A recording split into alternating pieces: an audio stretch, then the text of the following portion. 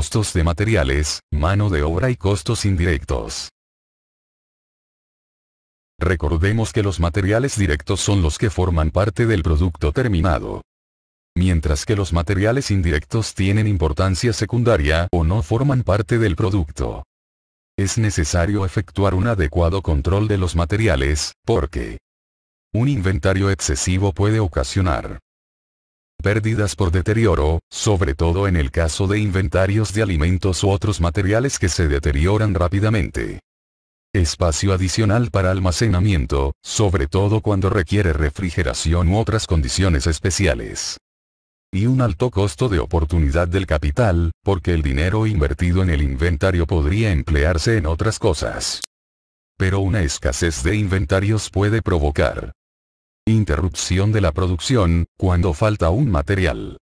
Un elevado costo de procesamiento de facturas y pedidos, pues inventarios bajos implican que se tenga que hacer nuevos pedidos con mucha frecuencia, y entonces este costo administrativo se eleva. Y además, un bajo inventario puede ocasionar pérdida de ventas por no tener suficiente producto terminado. Decimos que el control sobre los inventarios de materiales tiene varios objetivos. Uno es no comprometer fondos de la empresa sin autorización, o sea, que no cualquiera en la empresa pueda hacer compras en cualquier cantidad. Además, no aceptar materiales si no se han pedido, si no cumplen especificaciones, si están dañados, si son en cantidad inferior a la pedida. Por otro lado, se busca asegurar que se reciban los materiales y se contabilice sus costos. Efectuar un adecuado control físico sobre existencias, para poder planear compras futuras. Un adecuado control de costos sobre cantidades de materiales y suministros usados. Y mantener un equilibrio entre inversión en inventarios y sus costos. Hay que aclarar que hay una serie de aspectos que se incluyen en el costo de los materiales. Además del costo de compra, o sea, el costo de factura. Se debe adicionar el costo del transporte y cualquier impuesto. Y se debe reducir cualquier descuento que se haya aplicado. Además, se incluyen los costos de recibo y de inspección. Y los costos de almacenamiento. Estos costos, decimos que son inventariables.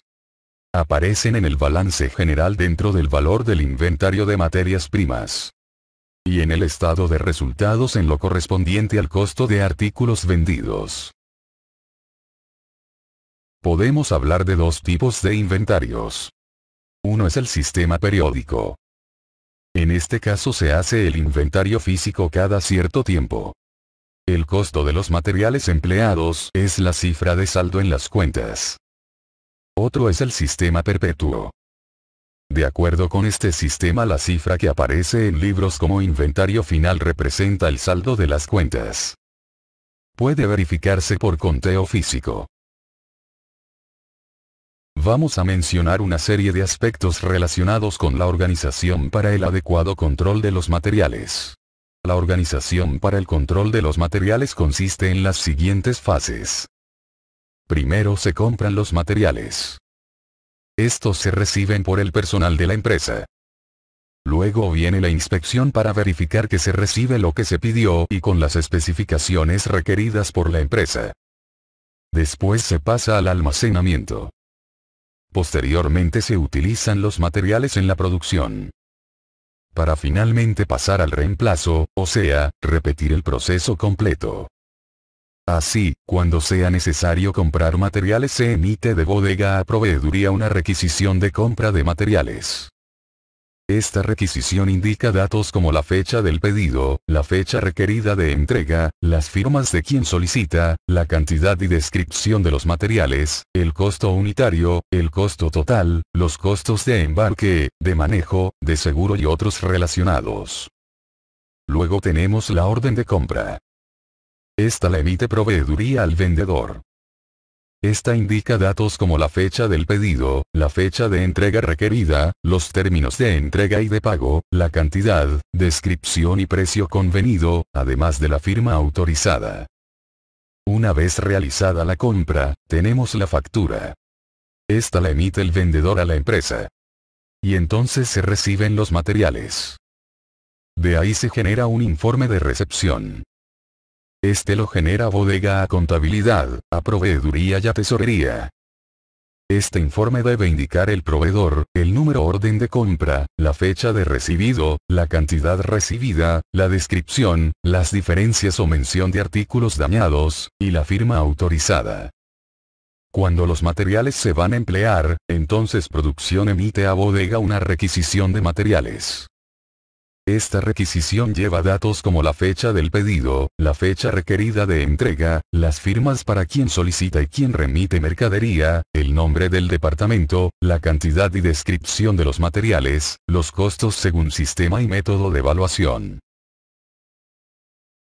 Continuamos con los costos de mano de obra. Vale la pena mencionar el papel importantísimo que juega la mano de obra, tanto en la producción, como dentro del costo de producción. El papel de la mano de obra ha venido cambiando a lo largo del tiempo por causa de la automatización de los procesos, las actividades sindicales, el medio, entre otros factores.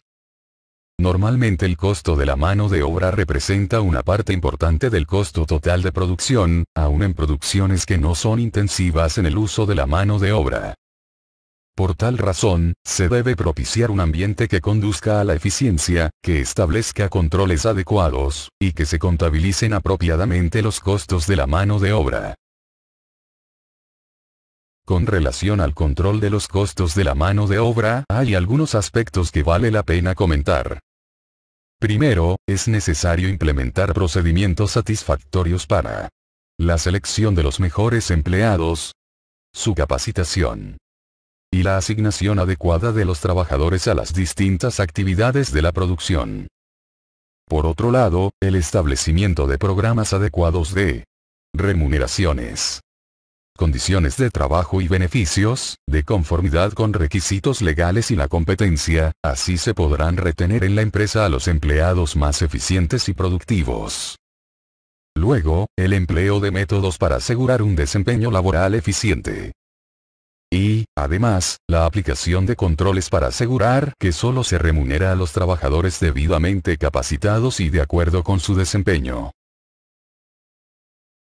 Vamos a presentar un ejemplo para ilustrar la contabilización del costo de la mano de obra. Suponga que se tienen los siguientes datos de la planilla semanal de una empresa. Los datos corresponden a los salarios de cada trabajador individualmente. 2 cortadoras, con un salario de 500 pesos cada una. 3 costureras, con un salario de 600 pesos cada una. Una empacadora, con un salario de 400 pesos. Un supervisor, con un salario de 800 pesos. Un gerente de planta, con un salario de 1.200 pesos. Un gerente de ventas, con un salario de 1.300 pesos. 2 vendedores, con un salario de 900 pesos cada uno. Un gerente general, con un salario de 1.500 pesos. Y una secretaria, con un salario de 800 pesos. Además se supone que existen cargas sociales del 30% sobre el monto total de la planilla. Con base en estos datos, ¿cómo se clasificaría el costo de la mano de obra? Primero vamos a calcular los salarios totales. Tenemos 2 cortadoras, con un salario de 500 pesos cada una, por tanto el costo total es 1.000. 3 costureras, con un salario de 600 pesos cada una, por tanto el costo total es 1.800 pesos. Una empacadora, con un salario de 400 pesos, por tanto el costo total es 400 pesos. Un supervisor, con un salario de 800 pesos, por tanto el costo total es 800 pesos. Un gerente de planta, con un salario de 1.200 pesos, por tanto el costo total es 1.200 pesos. Un gerente de ventas, con un salario de 1.300 pesos, por tanto el costo total es 1.300 pesos. 2 vendedores, con un salario de 900 pesos cada uno, por tanto el costo total es 1.800 pesos. Un gerente general, con un salario de 1.500 pesos, por tanto el costo total es 1.500 pesos.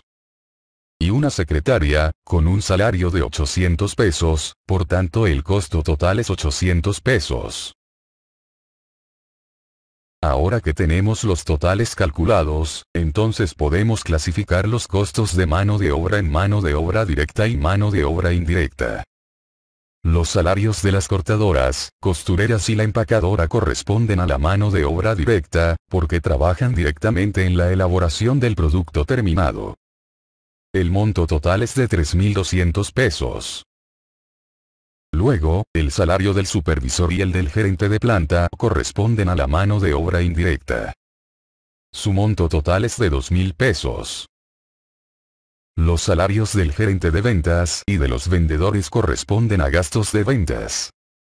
Esto por una suma de 3.100 pesos. El salario del gerente general y el de la secretaria corresponden a gastos administrativos. La suma total es de 2.300 pesos. Recordemos que hay un porcentaje de cargas sociales. Las cargas sociales se refieren a los pagos que hay que hacer al Seguro Social, a los sindicatos, a las asociaciones de trabajadores, entre otros posibles rubros. De acuerdo con lo establecido en el ejercicio, estas cargas corresponden a un 30% de los salarios. Entonces vamos a calcular los montos. Con relación al costo de mano de obra directa por 3.200 multiplicamos por 30%, que nos da 960 pesos.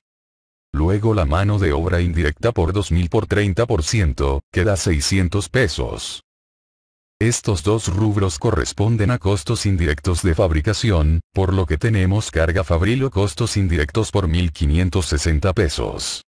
Los salarios de ventas por 3.100 pesos, por 30%, que da 930 pesos, y que es gasto de ventas. Y los gastos administrativos por 2.300, por 30%, que es 690 pesos. Continuamos con los costos indirectos de fabricación. El objetivo de todo sistema de costos es la obtención del costo unitario de un producto o el costo de una orden de trabajo. Como es el caso de determinar el costo del proceso de acabado de una mesa. O el costo de una orden de elaboración de un pastel. O el costo de un vestido. El camino a seguir para el logro de esto consiste en asignar lo efectivamente desembolsado para producirlos. O sea, que el problema básico que se debe resolver es el de la asignación del costo a cada proceso, orden de trabajo o unidad de producto. Esta meta se alcanza con mayor facilidad en la materia prima y en la mano de obra directa, que se pueden asignar con facilidad a los productos. Pero, salvo en casos excepcionales, no sucede lo mismo con los costos indirectos de fabricación o cargas fabriles, ya que es difícil identificar los costos indirectos en los productos elaborados. Podemos definir los costos indirectos de fabricación del modo siguiente. Son todos los costos en que necesita incurrir una empresa o uno de sus departamentos para el logro de sus fines. Costos que, salvo casos de excepción, no pueden ser adjudicados a una orden de trabajo o a una unidad de producto, por lo que deben ser absorbidos por la totalidad de la producción. El costo indirecto de fabricación engloba los materiales indirectos, tales como los suministros, combustibles, lubricantes, etc. La mano de obra indirecta, que corresponde a los supervisores, personal mantenimiento, incluye cargas sociales y beneficios adicionales como ropa de trabajo, vales de comida, servicios médicos prepagos, entre otros. Y los gastos indirectos de fabricación, que son los alquileres, fuerza motriz, etc. Algunos ejemplos de costos indirectos son los siguientes. Primero, materiales indirectos. Como los lubricantes, los útiles de limpieza, pegamentos y el gas. Como ejemplo de mano de obra indirecta tenemos los salarios de los empleados de las oficinas de personal, y los salarios del personal de supervisión, y los salarios de los empleados de otras funciones indirectamente productivas, como diseño de productos, control de calidad, entre muchas otras. Como ejemplos de gastos indirectos tenemos los alquileres, los seguros, la depreciación, y los impuestos, entre muchos otros posibles ejemplos.